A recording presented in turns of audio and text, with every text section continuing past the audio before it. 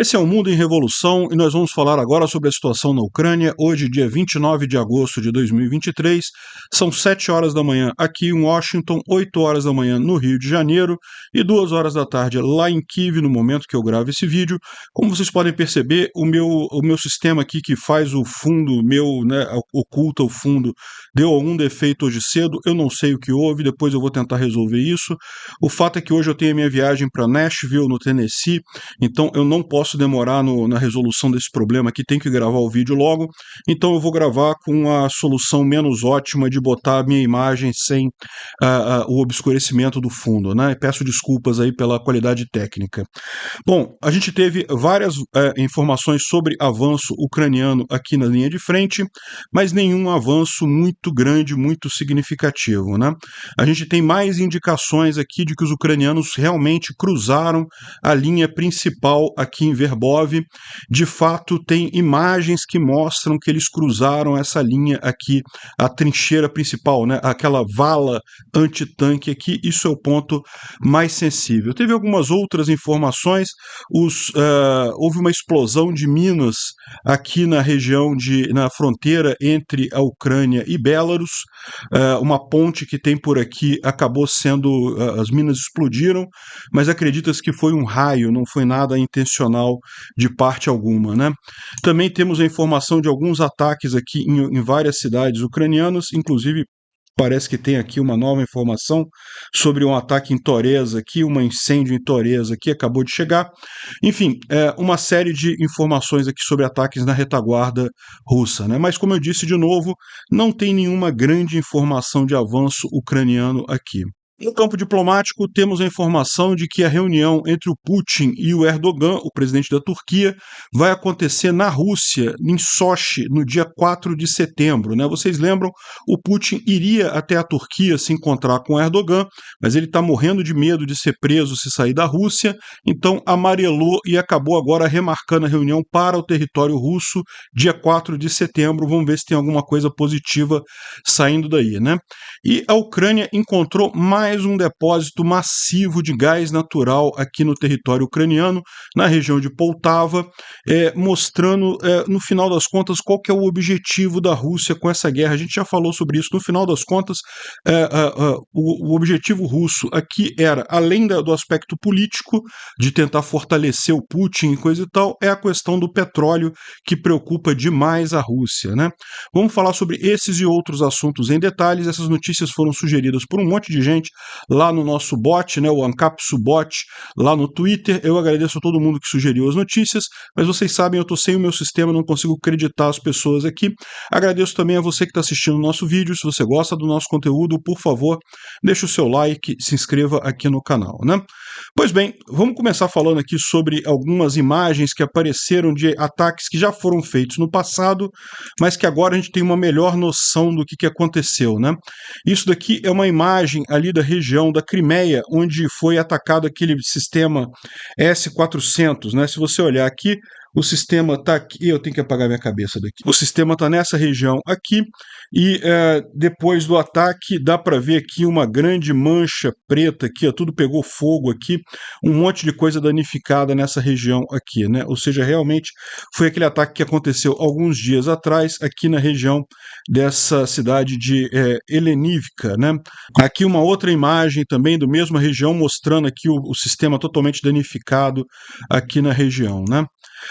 Bom, aqui é um ataque que na base aérea de Tokmak alguns dias atrás. Dá para ver também que uma grande mancha aqui preta, justamente de um grande incêndio que destruiu a região aqui. Isso daqui era antes. Dá para ver aqui a pista de pouso, né, quase destruída já toda aqui, a pista de pouso da base aérea de Tokmak. E depois desse ataque teve aqui um incêndio bem grande que deve ter atrapalhado bastante os russos lá, uma vez que essas bases aéreas são muito usadas pelos russos para posicionamento de tropas, armamentos e munição e coisa e tal. Também teve esse caso aqui, ó, na cidade de Enerhodar, em que um prédio usado pelos Kadirovitas ali na região foi atingido por partisãos, tá? Esse drone aqui é um drone local. Isso aqui não foi coisa feita a partir da Ucrânia, não. Alguém local lá usou esse drone para explodir o prédio ali. Não tem informações de mortos e feridos ali dos Kadirovitas ali na região. Parece que teve incêndio na região, né? Teve fogo, pegou fogo ali na região e coisa e tal. E tem a imagem também, ó, desse ataque visto aqui do ângulo da terra, né, da calçada aqui. A mulher aqui quase foi pega sem querer aqui no negócio, mas dá para ver que o drone entrou com muita força aqui, ela conseguiu escapar, ela saiu para cá, mas dá para ver que o drone pegou com muita força aqui nessa janela aqui e deve ter causado danos lá dentro, deve ter causado incêndios lá dentro, né? Os ucranianos também atingiram aqui alguma coisa em Topez, aqui na região ocupada de Donetsk, né? Aqui Donetsk, essa região aqui, Topez, é uma cidade que está bem na retaguarda, e alguma coisa foi atingida ali. Não se sabe se por drone, por HIMARS ou por Storm Shadow, mas alguma coisa aqui foi atingida na região aqui. Está um grande incêndio ali, provavelmente algum depósito de munição russo nessa região. Isso daqui foi em Luhansk, também teve uma defesa aérea muito ativa na cidade de Luhansk. Luhansk é aqui, né, é também uma cidade que está muito longe da linha de frente, ocupada pelos russos desde 2014, e ela é muito usada como uma base logística, então os ucranianos têm atingido bastante Luhansk, uma vez que agora eles têm o Storm Shadow para atingir essa distância, né? Então, aqui mostra só a defesa antiaérea, mas a gente tem informação de que atingiu coisa lá também, não foi só defesa antiaérea não, né? Bom, aqui na margem esquerda do rio Dnipro, lá na região de Kherson, os ucranianos já estão até hasteando bandeira. Nessa região aqui, vocês sabem, o rio Dnipro divide as tropas aqui, a margem direita ou margem norte é dos ucranianos, a margem esquerda ou margem sul é dos russos, mas os ucranianos já estão se sentindo muita vontade aqui, fazendo várias cabeças de ponte aqui, várias dominações aqui, várias regiões dominadas aqui na margem esquerda, inclusive uma delas eles estão colocando aqui já a bandeirinha ucraniana, provavelmente aqui na região de Antonívka, que é a mais antiga delas, né? A ponte de Antonívka passa aqui, essa ponte está destruída, mas os ucranianos têm uma cabeça de ponte significativa aqui, têm conseguido manter as tropas aqui já com bastante constância, né? O Slava Ukraini está trazendo aqui a informação de que, segundo os Telegram russos, os ucranianos estão preparando uma grande ofensiva em cima de Tokmak, né? Ou seja, o que está acontecendo aqui, a gente sabe que os ucranianos estão avançando nessa direção aqui, em Diorihiv. É lógico que a gente sabe que eles estão fazendo uma ofensiva para chegar em Tokmak, todo mundo está sabendo disso, mas o que eles estão dizendo ali é que esses dias estão relativamente calmos, exatamente porque os ucranianos estão preparando essa próxima ação ofensiva, né? Eles tomaram Robotnik, com isso eles têm mais liberdade aqui de avançar aqui na região, eles já chegaram na linha de defesa, a gente vai ver mais adiante que em alguns pontos parece que eles já ultrapassaram a principal linha defensiva russa que tem aqui na região, mas as coisas estão meio devagar esses dias, segundo esse blogger está falando aqui, justamente porque os ucranianos estariam preparando uma grande ofensiva agora que passaram a primeira linha ali, que já estão agora na segunda linha, né? Isso faz sentido, a gente sempre imaginou que quando chegasse na principal linha defensiva, os ucranianos comprometeriam mais reservas, né? Colocariam uma tropa maior aqui para avançar nessa direção. Imagina-se, é o que está acontecendo nesses dias, e daí a gente não tem assim muita informação, né? Só mesmo algumas informações aqui dos russos apavorados. Por exemplo, o Romanov está dizendo aqui que a situação em Verbov está muito perigosa, está claramente uma situação muito perigosa ali em Verbov, né? O texto que ele usou foi exatamente esse daqui, ó. Dia 29/8, ou seja, hoje, dia de hoje, cidade de Verbov, distrito de Pologi, região de Zaporísia, é lógico, não é a Rússia, é da Ucrânia, está ocupado temporariamente pela Rússia, e ele fala aqui, é uma situação muito perigosa. Odessa, né? Ou seja, ele está vendo realmente que a situação está complicada ali. A gente já falou ontem que haviam indicações de que os ucranianos tinham ultrapassado a barreira aqui, né? Aqui nessa região passa a principal linha defensiva russa. Aqui tem inclusive uma trincheira antitanques ou uma vala antitanques. É muito maior do que uma trincheira normal. O objetivo é ser um obstáculo que os tanques não conseguem passar, né? Essa trincheira ela passa aqui por Ishenkov, depois quando chega aqui ela faz uma volta aqui para cima e engloba Verbov. Verbov já estaria do outro lado dessa trincheira.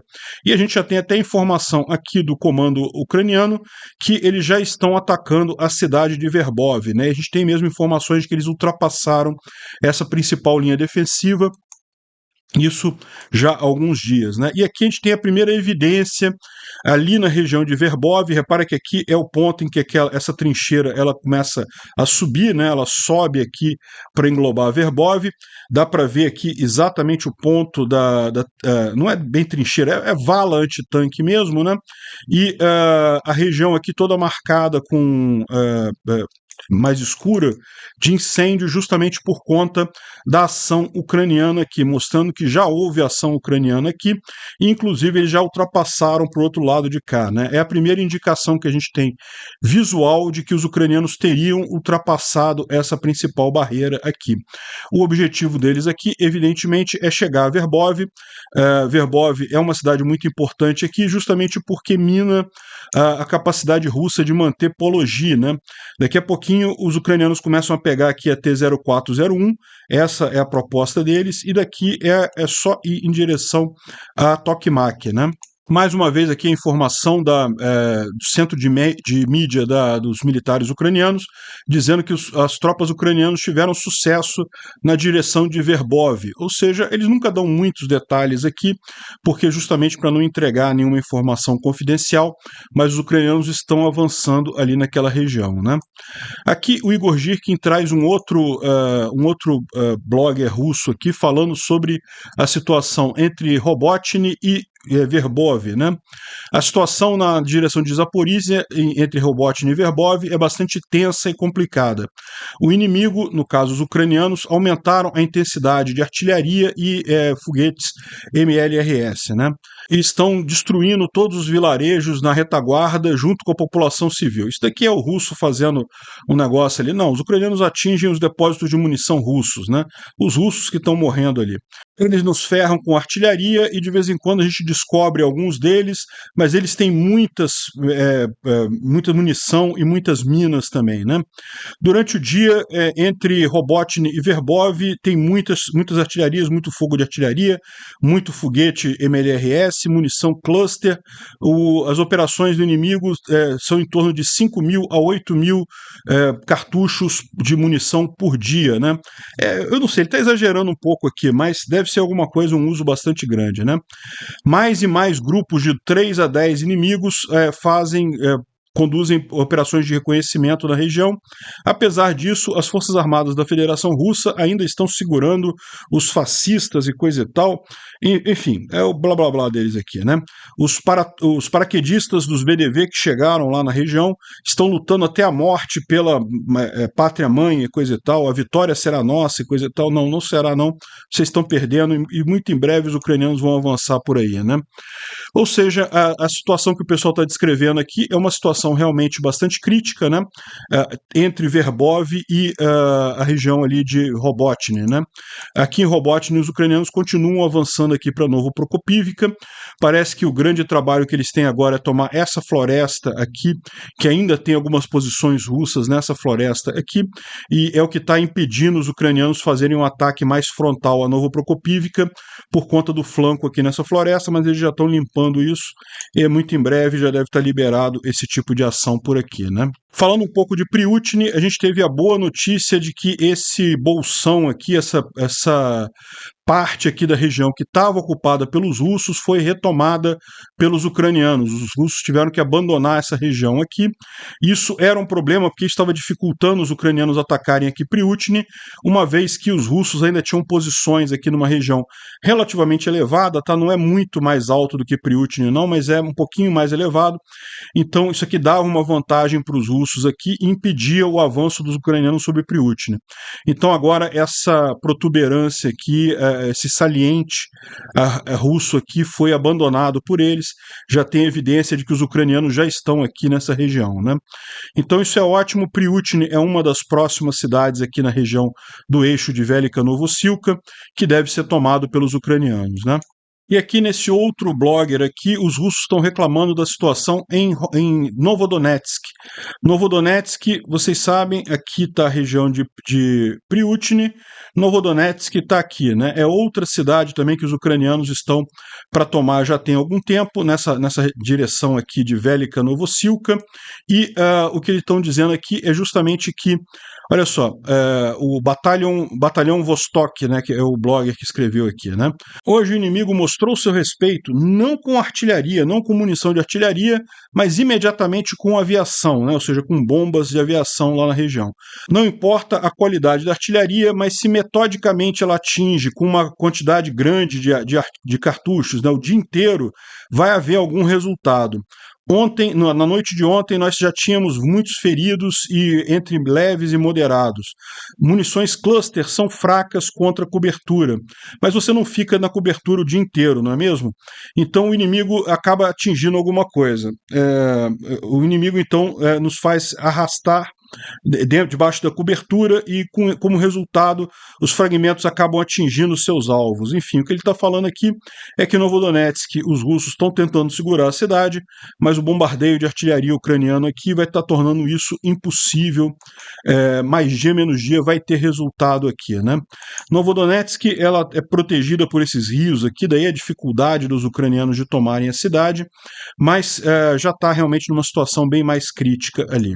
O Maxim Jorin, que é um dos comandantes da 3ª Brigada de Assalto ucraniana que está atuando ali na região de Bakhmut, ele colocou no canal dele que uma das tarefas mais importantes no setor de Bakhmut é manter o momento para evitar que os russos construam defesas na região, né? Vocês sabem, a região de Bakhmut foi conquistada pelos russos há coisa de 2 meses atrás e os ucranianos estão fazendo um contra-ataque aqui para retomar essa região, uma vez que o grupo Wagner saiu daqui, que era a principal força que mantinha a cidade. Os russos têm despejado tropas aqui, coisa e tal, mas no final das contas os ucranianos têm avançado bastante aqui, já estão prejudicando muito as posições russas aqui na região.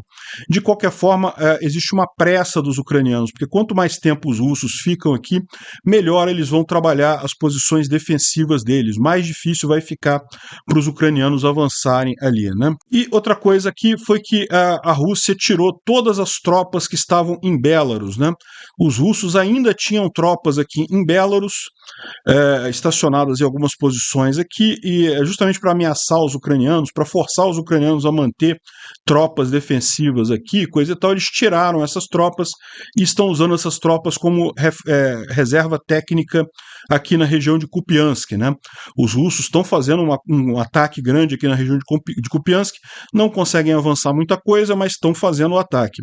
E botaram as tropas de Belarus aqui. Isso é uma boa notícia, porque praticamente elimina Belarus como um potencial local de ataque e permite que os ucranianos diminuam as tropas aqui. É lógico que eles não podem acabar totalmente com as tropas aqui, sempre os russos podem recolocar tropas e fazer novo ataque por Belarus, mas já é algum avanço por aqui, né? Ou seja, já dificulta mais alguma coisa por lá, já facilita o trabalho ucraniano nos outros frontes.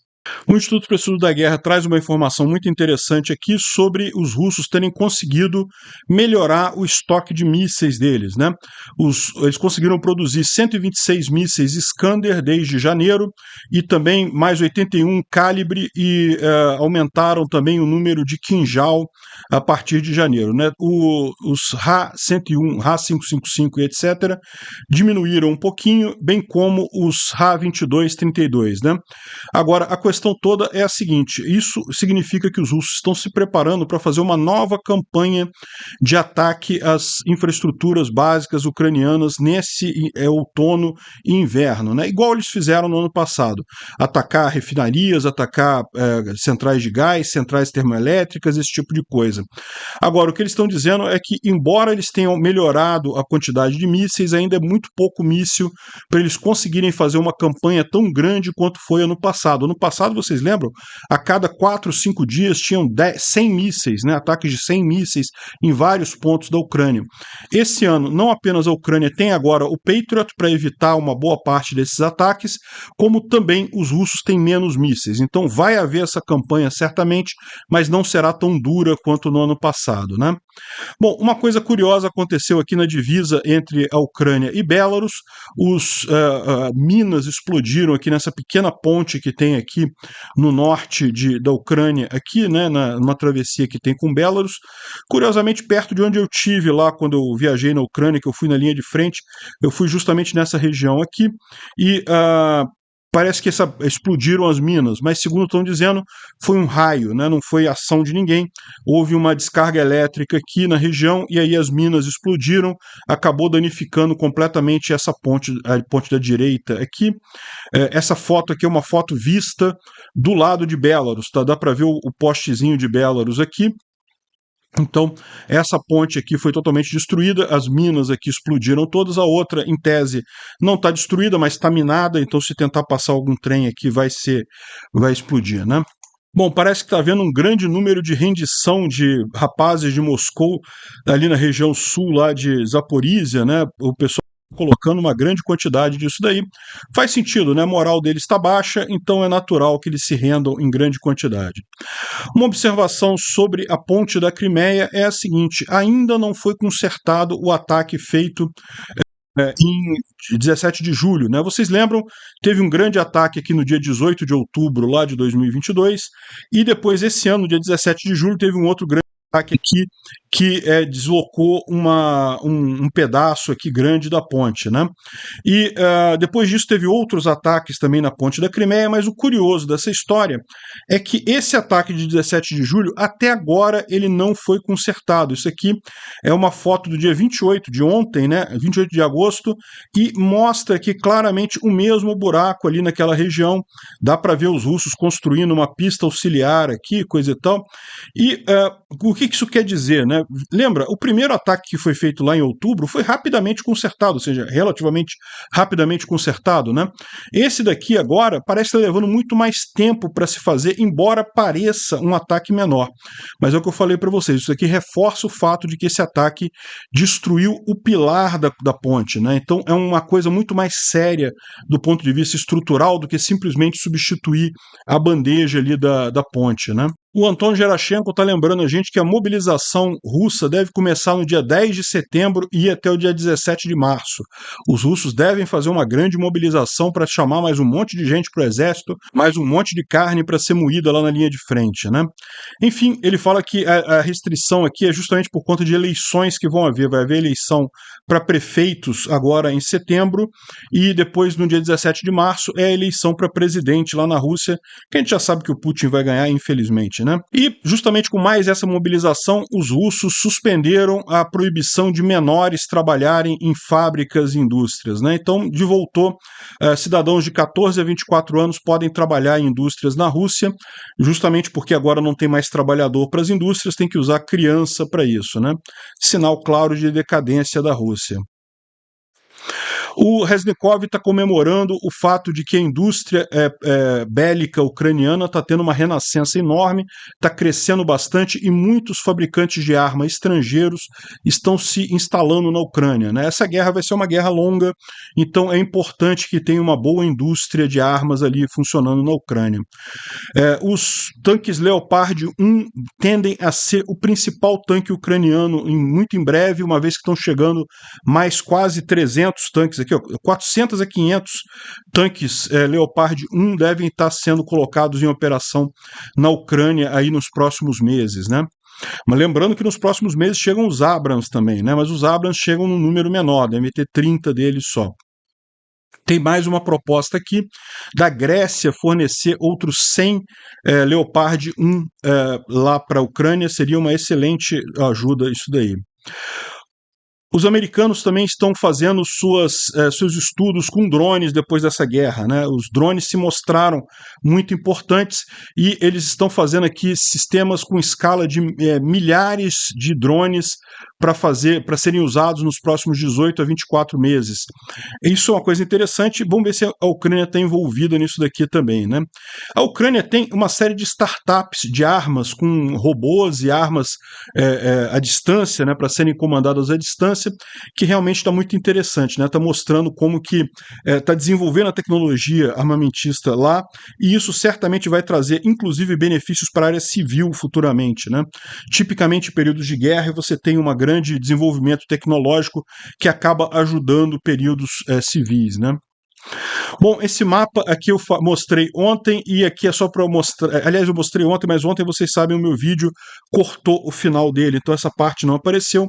A parte aqui, a Embaixada da Rússia na África do Sul mostrou um post aqui querendo glorificar os BRICS e coisa e tal, só que botaram um mundo em que aqui, olha só a Ucrânia aqui, olha aqui a Crimeia. Crimeia faz parte da Ucrânia. Que bom que eles reconheceram que a Crimeia faz parte da Ucrânia, né? Quiseram glorificar os BRICS, mas acabaram entregando a verdade de que a Crimeia é ucraniana, né? Depois eles apagaram o tweet depois da vergonha que eles passaram ali, né? O Kremlin ordenou os serviços especiais para preparar para uma nova tentativa de golpe na Rússia, hein?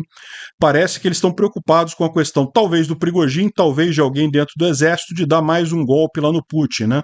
O Putin está fraco, está perdendo a guerra. O pessoal que sabe disso mesmo, então a chance de um golpe é significativa, estão se preparando para isso, né? E finalmente o encontro do Erdogan com o Putin cada vez mais fraco, eles decidiram fazer no dia 4 de setembro em Sochi, né? O Putin iria até a Turquia para negociar, mas não teve coragem, amarelou, vai ficar na Rússia mesmo, né? A expectativa é que retorne o acordo de grãos. Vamos ver se vai acontecer isso.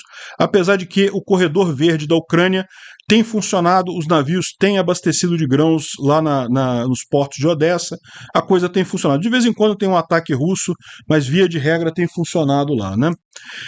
E, finalmente, uma excelente notícia, a Ucrânia descobriu um novo depósito de 1 bilhão de metros cúbicos de gás ali na região de Poltava. Isso era um estudo que antes mostrava que tinha só uma profundidade de 4.000 metros, mas o pessoal fez a perfuração e chegou à conclusão que pode chegar a 1 bilhão de metros cúbicos de gás, né? Esse daqui também foi um dos motivos para o Putin invadir a Ucrânia. A Ucrânia já tinha descoberto anos antes da invasão e continua descobrindo novos campos de gás enormes, inexplorados ali na região. E qual que é o problema do Putin nesse caso, né? Você pode falar assim, a Ucrânia tem 1 bilhão de metros cúbicos de gás, a Rússia tem 30 bilhões de metros cúbicos de gás, tem muito mais gás que a Ucrânia. E é verdade isso, mas qual que é o problema? O problema é que a maior parte do gás russo está na região do Ártico, que é uma região extremamente difícil de ser explorada, é muito frio, tem muito gelo, então é muito caro para explorar, né? As regiões fáceis de explorar, o gás do Cáucaso aqui, dessa região mais quente, aqui já foi toda explorada, já não tem quase nada mais aqui, né? E aí, qual que é o problema do Putin? Ele teria um concorrente para abastecer a Europa. Hoje, antes da guerra, a Europa comprava o gás da Rússia, porque é muito barato, é muito conveniente, coisa e tal. E tudo bem, a Rússia tem 30 bilhões de gás, mas 1 bilhão de gás da Ucrânia já dá para atender a Europa por, sei lá, 100 anos. Então, meio que não faz diferença, né? Seria um competidor, a Ucrânia seria um competidor da Rússia para abastecer a Europa, e isso traria certamente muito prejuízo para a Rússia. Esse é um dos motivos para a invasão da Ucrânia, simplesmente dinheiro, né? A questão do petróleo realmente dá muito dinheiro, e isso daria uma vantagem para a Ucrânia e tiraria dinheiro da Rússia nos próximos anos, né? Que bom que mesmo durante a guerra os ucranianos estão conseguindo explorar esses poços de gás, e eu espero que isso muito em breve eles estejam substituindo a Rússia, fornecendo gás para a Europa. Obrigado por assistir o vídeo até o final. Se gostou do conteúdo, não esqueça de deixar o seu like, isso ajuda o canal a crescer e a chegar para mais gente. Se não gostou, deixe o dislike e explique nos comentários como podemos melhorar. Comente também sugestões de temas que podemos trazer por aqui. Comentários insultuosos ou defendendo ditaduras e criminosos de guerra serão sumariamente bloqueados. Agradeço a compreensão. Se ainda não é inscrito no canal, considere se inscrever clicando no botão inscrever-se abaixo e marcando a campainha para todos os avisos. Se quiser ajudar o canal, veja no nosso site como você pode fazer isso.